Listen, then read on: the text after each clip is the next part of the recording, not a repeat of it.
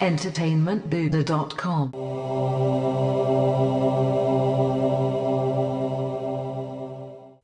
Hey now, fans of the Guardians of the Galaxy, Matt Haywood here from entertainmentbuddha.com to review the second episode of Telltale's Guardians of the Galaxy series, which is titled Unfinished Business. Please note there will be spoilers from the first episode present in this review, as well as light spoilers for episode 2, so proceed at your own risk. There's really no way to review one of these games without touching on some of the plots, so my bad. Unfinished Business picks up right where the first episode left off, so the crew is mystified and somewhat skeptical of Star-Lord's resurrection thanks to the Infinity Forge. Once the gang realizes that this device can raise the dead, you're presented with a major plot-altering decision. It's a doozy too, because you must choose to either help Rocket revisit his past, or align with Gamora's goals of capturing her sister Nebula so she can decipher the Infinity Forge's runes. There's no way to get the best of both choices here, so Telltale really puts a bit of stress on your shoulders for this particular choice. On one hand, you can learn more about Rocket's past, while on the other, you can potentially progress your chances of love with Gamora. Being a fan of lore, I opted for Rocket's route, which turned out to be an eye-opening sequence, but it definitely tampered my chances for love with Gamora. Depending on which path you chose, the next major phase of this episode will focus on the path you didn't choose, albeit with inevitable consequences for not choosing the path first.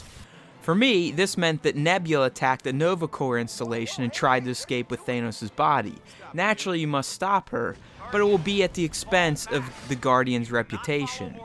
The narrative eventually settles into its climax, which again ends on a quasi-cliffhanger as the Guardians learn more about the Infinity Forge and its powers, as well as the Kree forces hunting them down. For the most part, this episode is competent in its storytelling tactics, and its game-changing decision points will impact how your adventure plays out moving forward, so I did appreciate the gravity behind some of this episode's decisions you must make. On the other hand, this episode featured 2 walk-around and explore gameplay segments, which quite frankly grind things down to a halt and really suck the momentum out of the narrative. Telltale has done this with more than a few of its games, and like those instances, the ones in this episode of Guardians are just as mediocre and forgettable.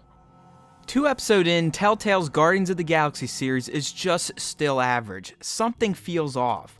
Maybe it's the fact that the characters' voices and likenesses don't match up with the live-action films featuring the characters, or something else that isn't as prominent. The series just doesn't have the Guardians flair that James Gunn has been able to elicit from his live-action films. The series is entertaining though, but it's far from being water-cooler discussion-worthy. Therefore, the second episode earns an average 7.5 out of 10 review score. It's worth playing if you've invested into the season pass or the Guardians franchise, but it's nothing to write home about if you're just a casual fan. Thanks for watching. Make sure to stay tuned to entertainmentbuddha.com on a daily basis, because we will make you a better geek one post at a time.